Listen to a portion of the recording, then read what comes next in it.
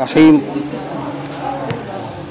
وعلى هذا قلنا الدين المانع من الزکاة يصرف الى ایسر المالین قضاء للدین. مسئلہ شروع و د مشترک و د مؤول. د مؤول بارے کی خبر ادا کړو چې کله یو معنی ته د مشترک خو غنې معنی وی غنا د مشترک د غړو معنو نه چې یو معنی ته ترجیح ورکړي شي د سوي د مؤول حکم دا چې وجوب العمل به مع احتمال الخطأ چې په دې باندې عمل واجب دی خو د خطای احتمال به پکې ځکه مجتهد کله خطا کیږي او کله حق ته رسی په خبره پوهیږي کنه. یو مجتهد او پیغمبر کې فرق دی. پیغمبر چې خطا شي الله رب العالمین رهنمایي کوي او مجتهد چې خطا شي کنه نو دا هغه رهنمایي په وحی سره نه کیږي. مقلد صاحب لبکار دی چې بیا دلیل پسې لاړ شي او د مجتهد صاحب قول پریږدي ډیر په ادب او احترام دا نه چې جامد مقلد ځانه جوړ کی او نه زما فقه خرابېږي فقه یې سم نه کیږي خکه چا یو قول پرې خودو. وعلى هذا او د تعویل په دې قسم باندې قلنا موږ دا خبره کو احناف چې الدین المانع من الزکاة یصرف الى ایسر المالین. ترجمه ته وګ دی الدین المانع اغا قرض المانع من الزکاة چې اغا قرض د وجوب زکات نه مانعي اغا قرض دو یصرف الى ایسر المالین اغا به اړولی شي د دوو مالونو نه آسان مال ته د دوو مالونو نه قضاء للدین د پاره د قرض د ادا کولو د پاره د قرض ادا کولو. مسئله دار طالبہ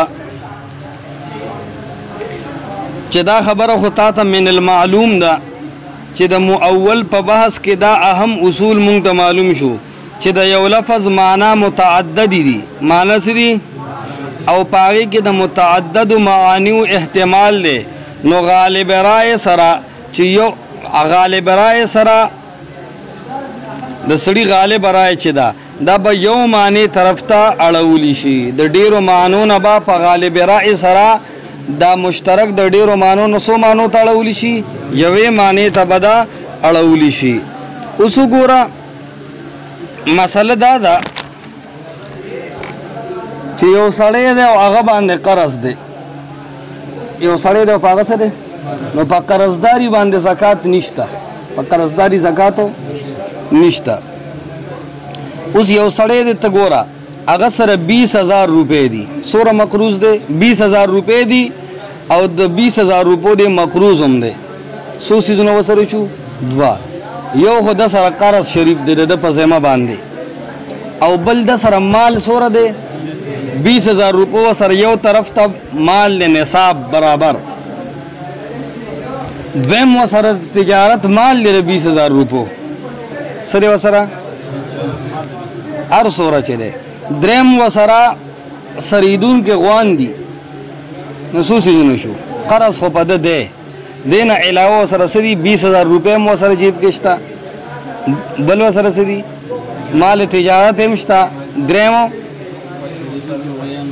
عائشہ بسې دریو طریقو سره د سره نصاب موجود او هر نصاب کې دا احتمال شته چې د 20,000 روپو دا قرض د دې نصاب نه وباسه او د باقي مال نه زکات ورکا ځکه په قرض خو زکاتو نو کله چې یو سړی زکات وباسي خپل ټول مال به راجمع کي خپل ټول مال به او چې څه په قرض دی دا ټوټل مال نه به قرض منفي کی او باقي به په 40 وغیره تقسیم کې نو زکات به ترې وباسي.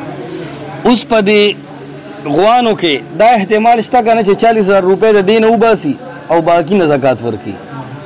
مال تجارت کې هم دا احتمال شته که نه او نام نه کوي نو مال تجارت پیسو کې هم دا احتمال شته چې دا 20,000 روپۍ دې نه لرې کم او د غوانو او د باقي سې نه زکات ورکم او سره د جیب پیسې او دا هم شته چې د جیب پیسې 20,000 روپۍ دي دې کې دا د زکات کې دا په قرض کې شمار کم او د غوانو نه او د تجارت د سامان نه زکات ورکم. دریو واړو کې احتمال شته کنه چې خپل 20 ته کټ کم نو دی وی چې الدین المانع من الزکات کم قرض چې مانع وي د زکات نه. اوس دی کې کم مانع دي؟ 20,000 روپے هم د زکات نه مانع دي. ولې؟ د قرض احتمال دی بګي. مال تجارت هم د زکات نه مانع دی. ولې؟ د قرض احتمال دی بګي. اور غوان یو هم د مانع دي چې زکات ته وباسي. د زکات نه مانع دی. ولې؟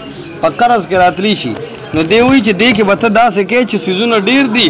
نو الدین المانع من الزکات کم قرض چې د زکات د وجوب زکات نه مال مانع ګرځي یصرف الی ایسر المالین هغه براړول شي آسان د دوو مالونو نه.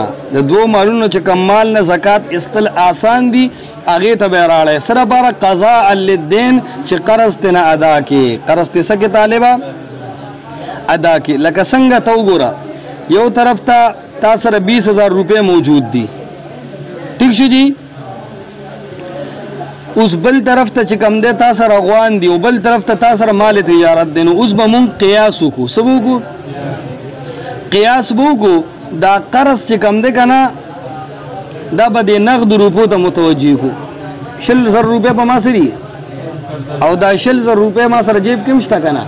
نو دا 100,000 روپے به دا قرض دا به د 100,000 روپو ته متوجه کړو. د زکات به مونږ سره څو څیزونه پاتې شي؟ کم کم دا ولیم دې ته متوجه کو. د دې ایسر المالین دی پیسې خو خرڅول نه غواړي که نه خو تیار کار دی اسانه دا دی چې د دې نه زکات ورکړي.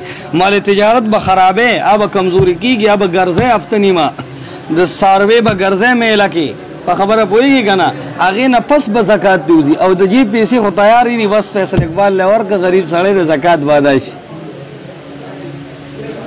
ٹھیک ده یاو مولا دی نه پکې نه کي.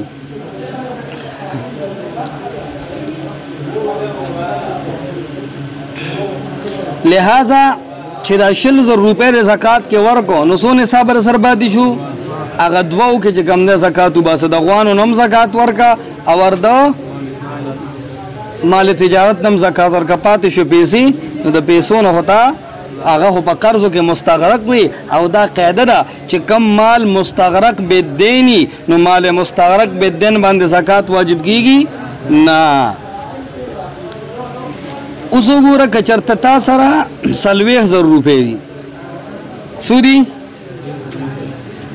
او جیب کې در سره پیسې 60,000 دي او قرض در باندې څومره دی؟ قرض در باندې 20,000 دی. قرض در باندې سره مثال 20,000 دی او تا سره پیسې 10,000 دي یا تا باندې قرض 40,000 دی او پیسې در سره څو دي؟ 20,000. دوړ صورت ټیک راځي که نه. پتا باندې طالب جان قرض دی 60,000 روپے 40,000 روپے او جیب کې سره پیسې څه دي؟ دا 20,000 خو د 40,000 کار نشي کولی که نه. نو اوس د پیسو نه ووړه بل تراشه مال تجارت طرف ته راواړه ځکه دوه نصاب در سر نور دي سواهم یعنی ساروي اور مال تجارت. اوس سارو په نسبت مال تجارت نه زکات استل آسان دی او قرض ادا کول کنه د سارو نه مال تجارت. ولې مال تجارت کې هر ټیم تاسو له 70 روپے اوړي راوړي او په سارو کې سره هغه به ګرځې میله کې. نو په دې کې یصرف الی ایسر المالین آسانو مالونو ته راوله او هغې کې تنه زکات څو کاله کا وباسه. نو مال تجارت کې په نسبت د سارو دې کې زکات استل یا قرض ادا کول دواړه آسان دي. نو لہذا خپل قرض د رسنه ادا کا د مال تجارت نه ادا کا اور زکات په بسو سيزونو کې راولي په 60,000 روپو د جیب کې چې کومه له سرپا کې پرتی دي او نصاب دی 60,000 روپے. نو په هغه 60,000 روپو کې زکات ورکا اور په سارو کې زکات ورکا. پاتې شو مال تجارت نو هغه مستغرق بالدین شو که نه شو؟ اوس بل صورت تراشه. اوس صاحب نصاب سړی دی هغه د 40,000 روپو نه زکات نه ادا کوي.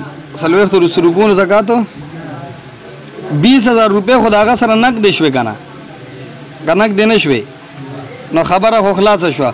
اوس وګوره که دا قرض دریم صورت ته راشه دا قرض 60,000 روپے هم نه دی د شلو نم زیات یو څلوېښت زره، څلوېښت زره هم نه دی، دا قرض 80,000 ته ورسېد. څو ته ورسېده؟ 80,000 روپو ته. اوس دا قرض د جیب په پیسو هم نه کنټرول کېږي، ځکه جیب کې تا سره 60,000 روپۍ دي. دا قرض اوس په مال تجارت هم نه کنټرول کېږي. مال تجارت مثال د 50,000 روپو دی او غوان د سره چې کم دی نو زیات دي، غوان د سره څه دي؟ زیات دي. نو دا قرض به د صایمه زناورو ته راولي، سریدونکو څاروو ته قرض راواله وه، اساس البیت ته مه راړوله، د کور سامان مه خرڅوه، ځکه د کور د سامان په نسبت خپل څاروي خرڅول اساني، د کور سامان باندې ډېر کنډمېږي. نو څه وکړه لکه اساس البیت د کور سامان پرېږده، بلکې صایمه جانور چې د سره کم دي سریدونکي څاروي د هغې نه څه وکړه لکه زکات ترې وباسه. پوهه پیدا شوې لکه ځکه څاروي بیا هم د حاجت نه زیات دي او اساس البیت د کور سامان د حاجت نه زیات دی نه دی زیات. نو اوس دا ټول سبق دی قاعدې سره ولګوه طالبه چې الدین المانع من الزکات، هغه قرض چې هغه د زکات د واجب کېدو نه مال څه کوي بندوي. نو یصرف الی ایسر المالین، دوو مالونو نه به هغه آسان مال ته راوړولی شي. قضاء للدین، دې دپاره چې قرض ته څه کوي هلکه ادا کې. نو څنګه صورت د مسلې څه شو؟ یو سړي سره 20,000 روپۍ هم دي، د نصاب برابر کال پې تیر شوی دی، هغه سره څاروي هم شته او هغه سره چې کوم دی نو مال تجارت هم شته. نو اوس د 20,000 روپۍ قرضدار دی او مال مستغرق بالدین باندې قرض نه، نو د سره 3 څیزونه دي. برابره خبره ده که دا قرض د څه نه ورکوي؟ د 60,000 روپو نه ادا کوي، که دا قرض د مال تجارت نه ادا کوي او که دا قرض د څاروو نه ادا کوي، دې ټولو نه یې څه کولی شي او دې ټولو ته دا مال مستغرق یعنی دا قرض دې ته متوجه دی. نو ته به اسانو طرف ته راشي. 60,000 روپۍ د سره جیب کې دي که نه او قرض هم 60,000 روپۍ دي، نو دا 60,000 روپۍ په قرضو کې راوله، د دې نه زکات مه ورکوه، د دې نه زکاتو دا قرضداري له ورکه. پاتې شو د سره 2 څیزونه، یو مال تجارت دی او بل څه دی؟ څاروي دي. نو د مال تجارت او د څاروو په نسبت باندې مال تجارت کې زکات په اسانه ورځي، ایستا د مال تجارت نه ورکا. ٹھیک شو که نه؟ اوس که دا قرض دی 40,000 روپۍ او طالب جان سره جیب کې دي پیسې سوره قرض او 40,000 جیب کې پیسې 20,000 دي، نو بیا مال درې واړو ته متوجه شي، د 60,000 روپو ته هم متوجه دی من وجه. دغه رنګې چې کوم دی نو زناورو ته هم متوجه دی صایمه جانور، او دغه رنګې مال تجارت ته هم متوجه دی. نو په دې دواړو صورتونو کې اوس پیسې کمی دي، نو په څاروو کې او په مال تجارت کې آسان څه شی دی؟ مال تجارت دی هغه خو هسې سړي مقرر کړي د خرڅولو دپاره یې که نه. نو ته ایسته داسې وکړه چې ته د مال تجارت نه زکات مه ورکوه، بلکې دا مستغرق بالدین کې شمار که، د دې نه د قرض ادا کا، یا که ادا کړم نو دا په قرض کې شمار کا، او ایسته څه وکړه صایمه جانور او دغه 20,000 روپۍ دا زکات د دې نه وباسه. او که داسې نه نو بیا څاروو کې وباسه. که قرض 80,000 ته ورسېدو، اساس البیت ته مزه په خبره باندې ورسېدی لکه ښه جي.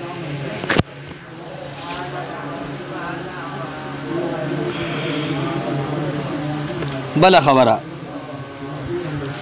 وفرع محمد على هذا، امام محمد رحمت الله علیه هغه په دې باندې یو مسله تفریق کړې ده په دې اصولو باندې. فقال هغه صاحب فرمایلی دي اذا تزوج امرأة على نصاب وله نصاب من الغنم ونصاب من الدراهم يصرف الدين إلى الدراهم حتى لو حال عليهم الحول تجب الزكاة عنده في نصاب الغنم ولا تجب في الدراهم. امام محمد رحمت الله علیه وی یو طالب دی او هغه ښځې سره نکاح وکړو. ښځې سره څه وکړو؟ نکاح پیژنې لکه نکاح پیژنې؟ صحیح ده، ته پیژنې نکاح لکه که صرف محل نکاح پیژنې؟ ښه جي. سړي نکاح وکړو د ښځې سره علی نصاب، په نصاب باندې، او نصاب مبهم پرېښود، معینې نه کو. تا سره چې کوم نصاب دی په خبره پوهېږي که نه؟ ما سره چې کم نصاب دی نو څه دی لکه سړی ورته ووایي دا ستا دپاره مهر شو. اوس د سره نصاب د وله نصاب من الغنم او دی طالب جان ډېر ځان کړولی دی د سره د بیزو کنډه کوم برابر دی پوهېږي و نصاب من الدراهم او په خبره پوهېږي د خلکو زکاتونه او سرسایه او د سخات پیسې هم په بټوه کې ایښي دي او کار برابر دی. نو یصرف الدین الی الدراهم اوس دواړه څیزونه دي بیزې هم دي او څه شی دی دراهم هم دي د سره دوه څیزونه دي که نه. اوس په بیزو باندې هم زکات راځي او که جیب کې پیسې پرتې وي د ضرورت نه سیو او کال پې تیر شي په دې دواړو زکات راځي. نو د نصاب د سره دوه څیزونه دي او د خو یو نصاب په قرض کې هم ورایښی دی که نه ځکه مهر خو سړي ته قرض وي. نو وي حتی لو حال علیهم الحول وي تر دې پورې چې طالب ځان غلی کړی و نه قرض ادا کولو ته خیال و نه زکات ته خیال و او په دې غنم یعنی په دې بیزو باندې اور په دې پیسو باندې کال تیر شو نو وی تجب الزکات عنده فی نصاب الغنم. امام محمد رحمت الله علیه وی چې زما مسله دا ده او مسلک مې دا دی چې په دې ګډو باندې به زکات راځي او اما الدراهم فهو مستغرق بالدین فلا تجب علیه الزکات. او کم چې کم دی نو څه شی دی یصرف الی ایسر المالین دی که نه یصرف الی ایسر المالین دواړو کې خو به یو مستغرق بالدین ګڼئ نو وي د جیب پیسې خو هسې مسانې دي که نه نو وي دا ایسته مهر کې ورکه او پاتې شو ګډې وبیزي نو دا ایسته خرڅې کا څه پوه کا لکه خرڅې کا ته به پوه شوې لکه چې دا تفریح د صحیح وکړه که غلطه دې ځای کومه غلطي راغله څه پوهېږي پې څه ده څوک به ووایي لکه هغه ته وګوري هغه وایي چې نه راځي بس مه ګوره ورته ځان به خاموش کو احناف یو صحیح ده ډېره رګړه به نه چلې هسې نه غیر مقلدینو کې مو واچوئ ښه جي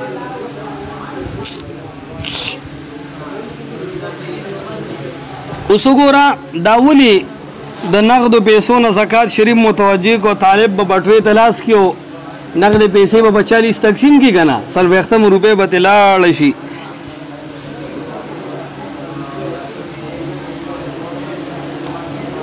د نقدو پیسو نه حساب لګول اسان دي څه دي لکه ځکه نقدو پیسو کې د خرڅولو ضرورت نشته او پاتې شو ګډو نو ګډو له خو به میلې ته ځي د هفتې په ورځ باندې په خبره ورسېدې که نه او چې میلې ته لاړ شي نو څوک به دا بیزه اخلي او څوک به ناري خلک به وایي چې ټول عمر د بېشوتل خوړلی دی چې ته وانډه او بوتاوه دې ورته اډو کړي نه دي نو بیزه خرڅول ګران دي نو مونږ خو ویلو چې ګران کار مه کوه بلکې یصرف الی ایسر المالین اسانو مالونو ته راواړوه څه ته راواړوه نو په د بیزو په نصاب باندې به زکات واجب شي که نه په دغه باندې په پیسو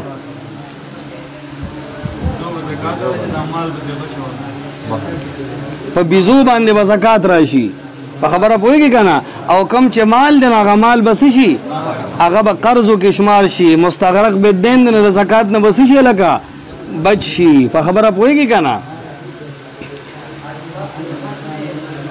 نو د دې نه دا معلومه شوه چې د مهر کومه قرضه ده دا هم د وجوب زکات نه څه ده لکه مانع ده.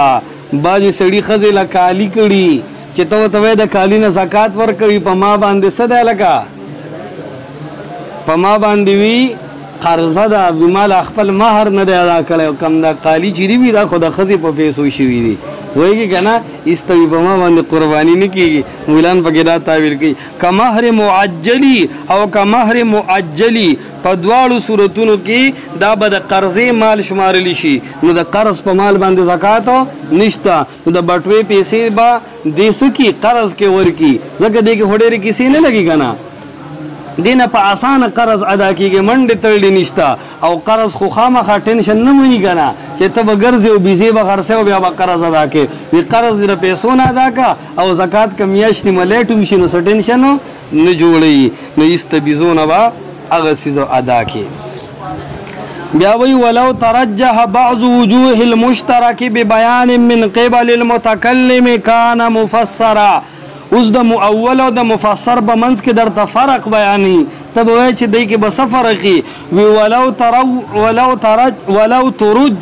ولو ترجح مجهول کا کچری ترجیح ورکړی شي بعض وجوه المشترکی د مشترک بعض وجوه له ترجیح ورکړی شي ببیان من قبل المتکلم د متکلم د طرف نه په بیان کولو سره د مشترک بعض وجوه له ترجیح ورکړی شي کان مفسرا نو بیا به دغه مشترک ته مفسر نوم دی بیا به ورته مؤول نوم نگده. ځکه چې متکلم په خپل بیان وکړو کنه چې متکلم بیان وکړو بیا خو نو پرابلم نو ټینشن فرام دس پرابلم بیا خو خبر آسان شو کنه. وحکمه انه یجب العمل به یقینا او حکم د مفسر دا دی چې انه یجب العمل به یقینا چې د مؤول په شان دی په مفسر کې خود غلطه احتمال نشته.